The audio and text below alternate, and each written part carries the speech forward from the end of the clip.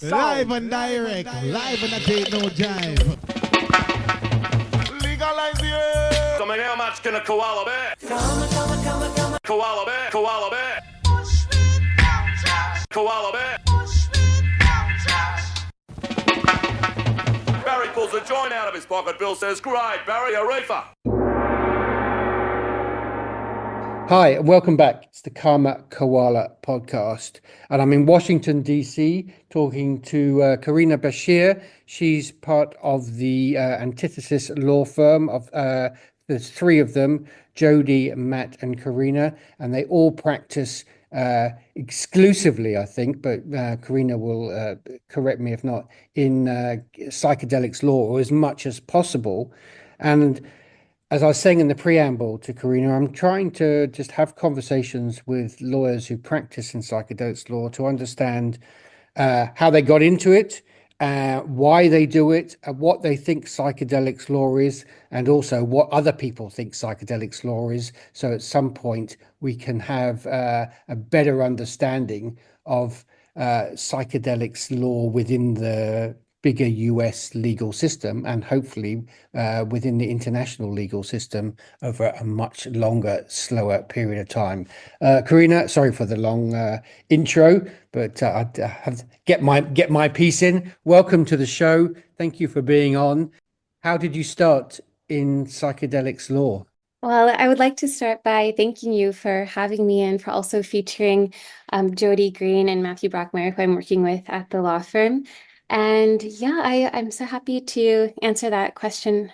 I actually I moved here from Berkeley Law about 4 years ago, and I started in a large international law firm similar to Matt and Jody, who also began at big law firms. I did the same. And actually, prior to my time at that law firm, I really came from a human rights background, almost 10 years of working in human rights advocacy. So I was on that path, and my entire plan was to go to this large law firm and then move from there to maybe an international organization or nonprofit.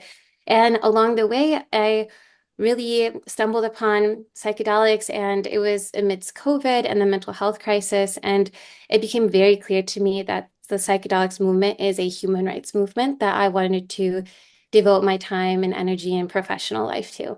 So how did you go about, you say, okay, I want to do this. How did you start to network, find people, and end up working with two other people who would follow the same sort of path? Yeah, well, as I mentioned, I was at the law firm, and when you're at one of those law firms, you're so busy and your hours are crazy. And while I was there, I discovered the Psychedelic Bar Association, and I'm actually now one of the board members of the association as well. Matt is, and then Jody is involved too. And I discovered it, and that was sort of a platform for me to begin networking with other lawyers. I was reaching out to really everyone on LinkedIn to try and connect and hear what people are doing in this space. I started going to conferences. So I had this idea that, okay, somehow I'm going to migrate from the firm into this space. And even if it's just putting that one penny into the bucket of the universe each day, committing a little bit of energy to whether that was an article or sending an email to build towards getting into this space more permanently. Okay, here's a question. You're working at a bigger law firm. We know what they're like. Yeah. Did you ever dare mention that this was a topic of interest to you? And if you did you get any sort of reaction?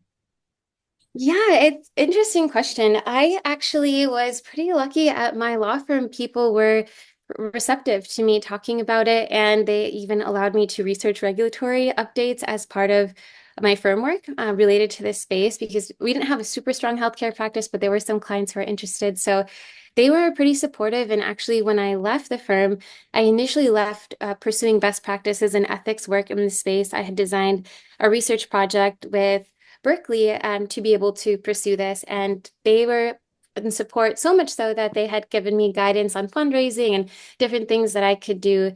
I was quite lucky with my law firm.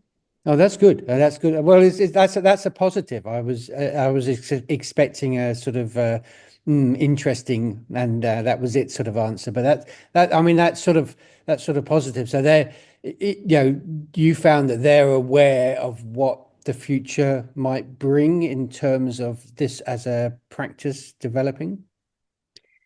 I felt that there was curiosity, and at that time, there were a few other law firms writing articles here and there about this space. So I wouldn't say that people were, thrilled or gung-ho about it, but there was an openness for me to talk about it and to pursue it in this limited capacity. And when I left to pursue this path, they were so supportive. I think that from my perspective, the firm was full of just really smart, very intellectually curious people. And from that perspective, there was that curiosity of, oh, like, look at the neuroscience of this and look at the mental health crisis we're facing. And at that point, right, we're post-COVID, no one can deny that we are facing a crisis, not only in this country, but globally, where, you know, you have upwards, of 50% of the world's population that is going to experience some sort of mental health disorder in their life, largely anxiety or depression, right? So they definitely acknowledged that and understood that there was potential. So why did you move to DC, and what sort of work did you think you were going to undertake, and what sort of work are you actually undertaking? Yeah, I moved to DC, like I said, to pursue this international law firm work. And I was at that time, I'm a regulatory lawyer, and I was doing regulatory and compliance work related to Foreign Corrupt Practices Act and anti-money laundering, as well as ESG, which is environmental and social governance, and doing white collar investigations. So that was my space. And my idea was that I would go from there, an international organization helping them with anti-corruption efforts. And what I ultimately ended up doing was getting really passionate about the ESG space and corporate best practices and what does it mean to start to build out a new paradigm for the private sector where you can talk about economic incentive alongside social and environmental and governance and transparency oriented factors. So I really fell in love with that at the firm. And I figured, wow, what would this look like if you could create a blueprint of this type of ethical best practices framework for the psychedelic arena? And that passion drove me to begin building my bridge to get into this space. So are you, in terms of clients, is that what you're trying to do at the moment, is identify clients? Are they new companies coming up who are looking to create that framework, or are you also talking to existing pharma related type organizations who are exploring how to work with psychedelics and create another set of rules within their organizations? Because I presume, as much as we all, the evil big farmers, I presume, their ESG, it's pretty hardcore. I imagine a lot of it already. So, and that, that just to comply with regulations, their systems must be fairly tight. What is it with psychedelics that you have to do differently, or what do they think you have to do differently? Thank you for the question. With Antithesis, I work on best practices and ESG work, and I also work with North Star, which is a nonprofit in the psychedelic ecosystem that's really focused on building ethics and integrity into the foundation of the psychedelic movement. And when we're talking about the psychedelic ecosystem at large, whether that's, these larger companies or startups, there is, and what I felt, both from my exposure through clients as well as the conferences, there is a desire to think about how the world of psychedelics can be different from other paradigms that we know of right now, where there's a world in which patient care and outcomes can be put ahead of economic incentives. Well, I it's would interesting. It's interesting you say that, because in my naive imagination, that's how I thought cannabis was going to be thinking about itself in 2015. But it pretty soon got, I wouldn't say co-opted, because it created itself into the existing paradigm, didn't it? It's true, and people talk about that a lot. I often hear, I personally don't have as much cannabis law experience. Jody and Matt have a lot of it, but frequently in conversation, people cite the cannabis, what happened with cannabis, they don't want to happen with psychedelics. What happened with cannabis, like you said, being co-opted into the dominant paradigm and, the kind of hyper-capitalist momentum, they don't want to happen here. And I think the way that it can be approached is from more of that harm reduction approach of, we're not going to fully eradicate of capitalism. It exists, and there are, positives to it. Not in the US. No, you're right. You're not. It's not Not going until there's anywhere. nothing left of it. Yeah, and I think that there's a way that we can take this harm reduction approach that, acknowledges the systemic issues and inequities created by the traditional capitalist system, and you can seek to mitigate those negative effects rather than dismantling the system entirely. And in that space, you can see an interdependence of ecological health and social equity alongside economic prosperity. And we are looking at, a set of values that are really interesting. And ESG, right, is like environmental and social governance. When it comes to the psychedelic space, there are a lot of really interesting factors that are somewhat psychedelic specific. So, for example, there's some stuff that's like across the board, like health, access, and equity, sustainability, transparency and disclosure. But we have things like benefit sharing and indigenous reciprocity in psychedelics. We have really complex, interesting questions around intellectual property and community and cultural reciprocity. So there are things here that are really interesting, and people have been very receptive when these conversations come up. And actually right now with North Star initially put out a pledge, and then second created, and the pledge was a set of ethics guidelines that over 1,000 companies signed onto, companies and organizations. Then there was a business guide, and now we're putting together a cohort to actually work on building out these in a collaborative way, these ethics-based practices for companies to actually integrate into their policies. And then from the Antithesis law perspective, we offer this support to clients who want to incorporate ESG into their frameworks. And with those clients, from the perspective of people who are applying for licensing in Colorado, there's actually an ESG component to that application that asks about how you're going to, what your company is going to do regarding different environmental and social governance factors, so we can help them build out those policies.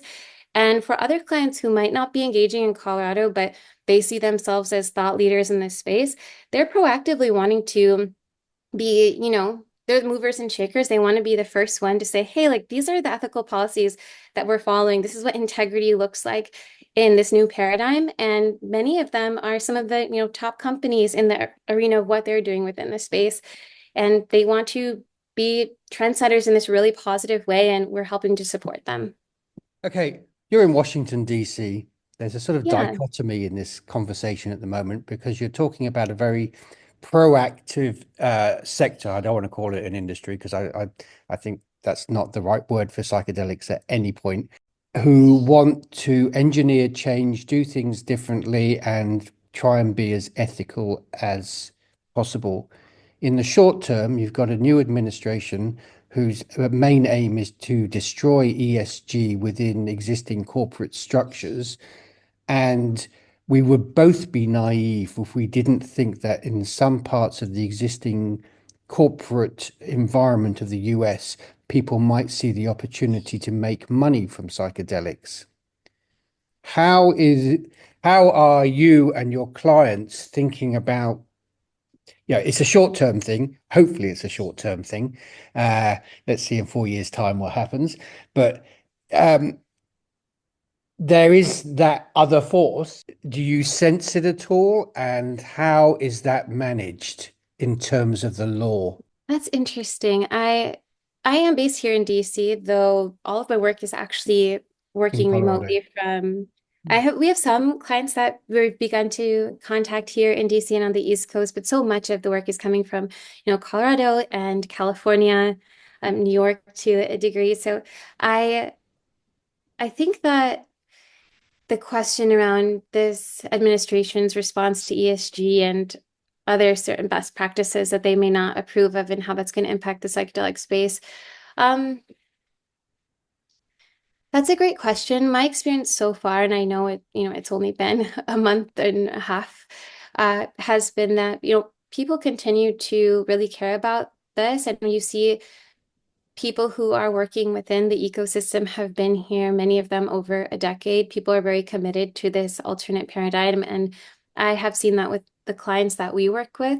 I can't speak for the, entirety of the space, but I think there are people who will definitely continue to carry on the set of core values. And as I mentioned, both with Antithesis and North Star, I do work on this. And North Star is the organization itself is completely devoted to ethics and best practices and has so many supporters. And we have advisors. There are a lot of companies who are interested in participating in our program.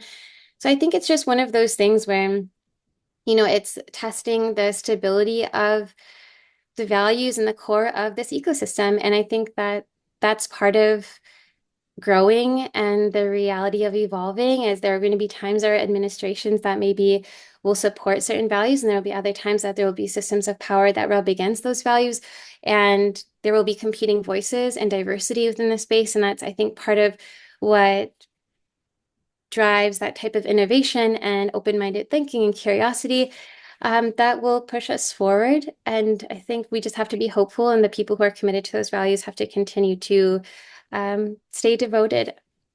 I have faith. I'm actually quite hopeful that these values will stay at the center because people that I know in psychedelics, they are already people who are outside of the system in a lot of ways in the way that they think. So even if the administration may not be wholly supportive of environmental and social governance, I do believe that there's a strong foothold of people within the psychedelic community who care a lot about these things. So yeah, because the discussion obviously is that, RFK is quite, I wouldn't use the word pro, but everybody says it, the word pro psychedelics, but not much or nothing seems to have happened on the federal basis. And most of the states who have engineered anything or discussing engineering things are, fairly a more liberal approach to politics. So we've got your Colorado, your Oregon, your Washington, your California, and your New York. Do you see more discussion amongst the second wave of states who might not have the standard liberal approach to everything on psychedelics? And how are their discussions being managed in terms of trying to create systems that work for people? I mean, I've noticed the process normally seems to be a city, or mainly a city, will say, we're going to decriminalize. That starts a discussion across the state about the difference between decriminalization and legalization of psychedelics, and then how you legalize psychedelics as a therapy. And now, how are we entering into the sort of second wave of states beginning to have that discussion? And obviously, I'm asking you this because, ethics and ESG is going to be one of the first things that everybody's talking about, because they know the effect that psychedelics can have on the human mind. And so I think they want to get it right quicker than they did with cannabis. It's easier to have that conversation in Colorado, who's been doing it for 10 years, 15 years, or Right. California for 25 years with cannabis. But as this sort of wave of enthusiasm moves across the country, there's going to be places where it's been pretty lightweight in terms of discussion. Have you any experience of how that's developing at the moment? Great question. And yes, I think that, as I noted, that we have clients from a variety of states, including Illinois, Colorado, right? All of these that we discussed, more and more people coming to us here in DC as well. And it's true that we're seeing more conversations in states that you're referring to as the second wave, states that you may not traditionally think of as pro-psychedelic. And something about psychedelics is that it's a unique issue because it has that bipartisan support to a degree, right? And we see that a lot of, these states that you would consider second wave are some of the ones that are really struggling and suffering from opioid addiction and other pretty serious mental health and physical related harms that psychedelics can assist with. And people are recognizing that. And I also think that in an interesting way, you have this, you have people who are against like big government and big pharma.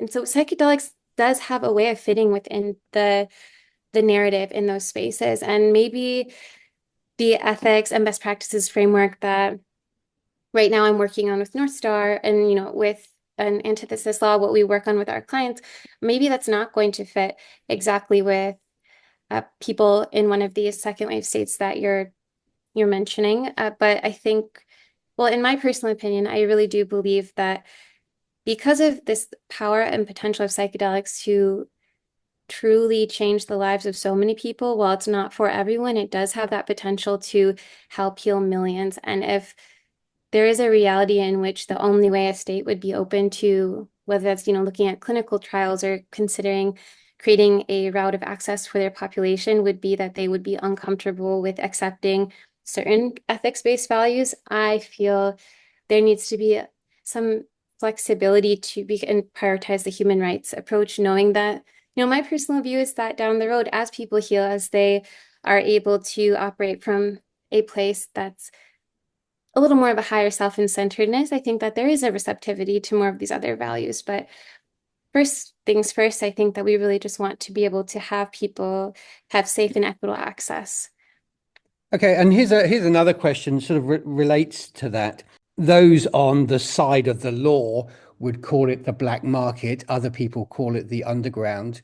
My view is, and this is globally, that in terms of the underground, psychedelics has actually been the most ethical of those undergrounds because they really don't want to kill people with the illegal substances, compounds that they're providing.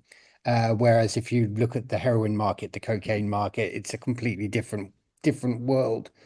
Have you had any discussions that talk with people from that background to understand how they ethically think about what they've been doing? And we're talking 70 years worth of history here. And so there's a very strong culture, there's a very strong set of probably almost like I was just talking, as I said, to Taylor Loudon earlier, and we're talking about indigenous communities, but in this underground community, in a way, it's the same. It's an oral culture that has created a set of rules and regulations that most seem to work within. You can never tell because it's outside the law, so to speak. What do you have any experience of that? And any of that learning comes into working to create this set of rules, regulations, and thinking for a regulated industry? Great question. We actually were just discussing this at the firm, and we're in the process, sneak peek, of writing an article on this. So we'll have a lot more to share. Fantastic. Well, So, these are the sorts of things that fascinate me. So, because yeah, I think it's really important. I mean, to be honest, in all those other sectors, if we had people from the cartels writing articles about how they do business, so and what they think is ethical, because sometimes even in that specific world, that is pretty nasty, brutal, and there's a series of ethics, whether we agree with those ethics or not. But unless we know what they are, we can't work together to try and solve them. Yes. yeah, it's a great question, and it's really interesting because the notion of a regulated psychedelic market is so new, right? We have the Oregon Psilocybin Services Act, we have the NMHA in Colorado, we have decrim measures, but all of this is relatively recent. And as you mentioned, it's been decades of the underground really stewarding these substances, or these medicines, in a way that, the underground has developed methods of self-regulation and been able to instill strong foundational values that carry on into now when we talk about in the PBA, the Psychedelic Bar Association, what does it mean to, be a psychedelic lawyer? What is psychedelic lawyering? What are these concepts that center human healing and just humanity at the core? This really is coming out of the underground, right? It's coming out of people who risked their livelihoods to be able to maintain and sustain this underground market that was in no other way were people able to access this medicine without them. But the problem right now is that with the popularity and expansion of psychedelics, into society, and more people are hearing about it and reading about it on, in the New York Times or Washington Post, and people are talking about it, and public figures are speaking about using psychedelics. It's really gaining that popularity and expanding to a degree that has created spaces of danger, right? So we see what It happened with allows snake oil salesmen into the game, yes? exactly. So we see what happened with diamond shrooms and how, there was the FDA found that I think it was something around like 180 people, they believe there was reported cases of severe illnesses across 34 states as a result of those products being sold. And there was that recall. So diamond shrooms is just one of many situations in which people are finding that these products that are being sold in dispensaries, like they have synthetic compounds in them, that they aren't what they say they are. And there are these dangers popping up as a result of kind of the, like, I would say the dark side of how popular psychedelics are getting is that without that next level of regulation, the ways in which the underground is doing their best to still continue to self-regulate isn't quite enough. And there, I think we need to find a way to bridge the underground and the wisdom from the underground and the opinion and perspective and work, honestly, side by side with leaders of the underground and those in the regulatory arena on how to build out an above ground reality because they need each other to, functionally. And now is really important, I think, because we've got this sort of combination of a new technological revolution, industrialization, demand, and knowledge all happening at the same time, whereas psychedelics probably sat in a sort of fairly benign status quo for nigh on 50 years, didn't it? Yeah, exactly. And like I said, the underground has taken steps to try to make it safer. Like you have Dance Safe, which provides free drug testing kits at festivals. You have Silo Safe that's teamed up with a biotech company to help target labeling issues and unscrupulous actors in the space. You have Hi-Fi Labs that does psilocybin mushroom potency testing. So there are really credible, ethical organizations that are doing what they can to try to make the underground as safe as possible. But like you said, because we are at this intersection of like technology and psychedelics becoming like entering public awareness in this new way, we are not going to be able, these organizations will not be able to stop all of these different, brands that are popping up and literally being sold at gas stations, along the side of the highway. And they don't know what they're looking at, but they've heard of mushrooms and they think they're great. And this, package says it contains mushrooms. So why not? What's the harm? And it's a chocolate bar. But then people, have the potential to get sick. And so I think that we need to work to find a middle ground where we can bring these, two groups into conversation to co-contribute to create a above ground legislative regulatory reality that people from the underground want to participate in. Because right now, there's a lot of mistrust, understandably, because of the war on drugs. So we are in a process of needing to bridge that gap. Okay, we haven't got long to go, a couple of minutes. A quick question to end up. It's time and psychedelics is a very long conversation, but let's say we're talking this time next year. Hopefully, we'll be talking sooner. How do you feel that your practice will have developed? I am hopeful since I joined the firm in the summer, I believe in July. And since I've joined, we continue to have more and more clients coming. I also feel that in my regular life, I have a lot of people approaching me very curious about psychedelics and a lot of the clients that we take on are therapists, doctors, practitioners. So you see our practice growing because really, since I've entered the space in general, and particularly in the last period, there is just this swelling of interest in people recognizing the benefits and wanting to get involved and wanting to figure out what that looks like for them and how they can do that legally. Okay, well, let's try and do it with as much knowledge as possible because I think that's really, really, really important because the quicker it grows, I think there's going to be a lot more misinformation and knowledge is key, I think. Yeah, absolutely. And I think as, people like yourself, myself, and others in the ecosystem work together to build out this new paradigm, it's important